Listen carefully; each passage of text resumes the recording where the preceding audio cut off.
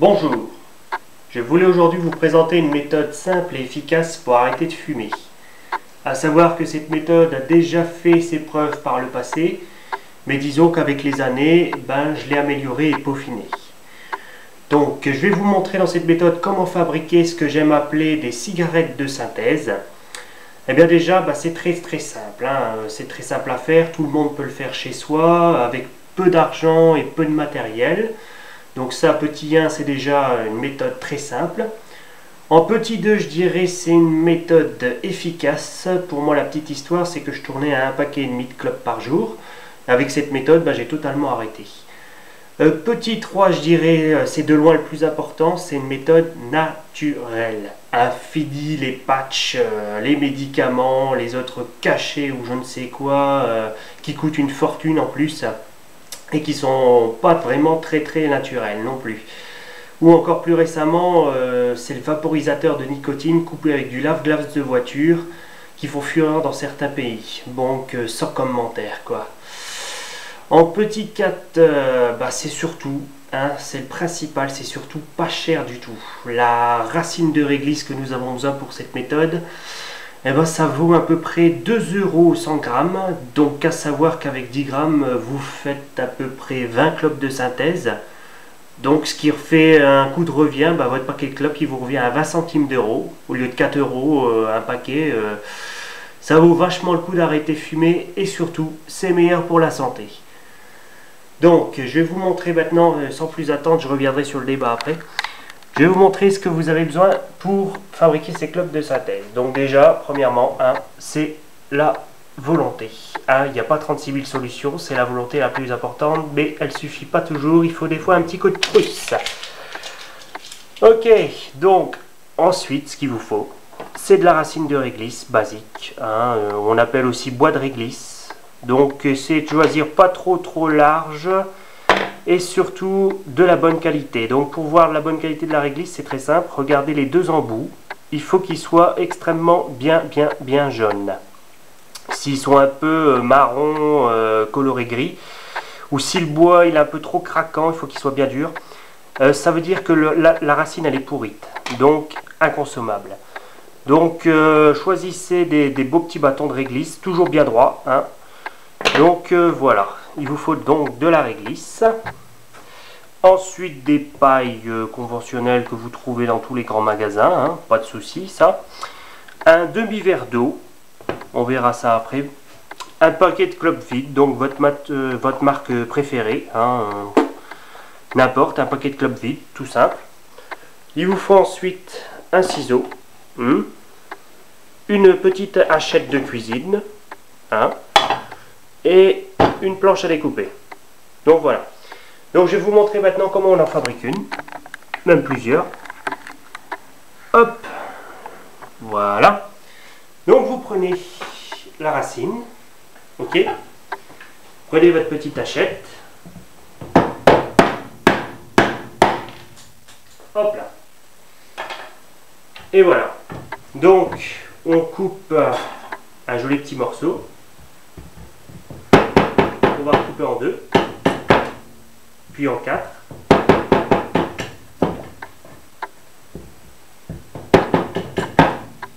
Donc voilà, vous obtenez ceci. Donc là ici on voit très bien, je ne sais pas si on voit bien à la caméra, mais en fait que la racine est bien jaune à l'intérieur. Donc ça c'est le plus important. Donc avec ça on va encore la recouper peut-être en 2. Voilà, on va en faire plusieurs. Hop. Et voilà. Donc, on obtient ceci, très simple. Donc, ensuite, on prend une paille, la couleur qu'on veut. Bon, ici, on va prendre orange pour se rappeler la couleur de la clope, pour le filtre. On va couper la demi, ce qui fait à peu près la taille d'une cigarette conventionnelle. On va recouper deuxième ici. Ici aussi, ce qui est appréciable sur ce genre de paille, en fait, c'est le petit embout, petit accordéon ici. On peut fumer par là, c'est très agréable, je dirais. C'est même la partie la plus agréable de la paille.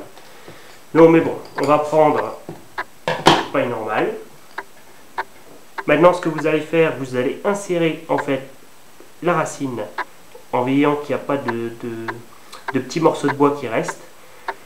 Vous la serrez ici en veillant toujours à ce qu'il y ait le petit bout de la racine qui dépasse de la paille.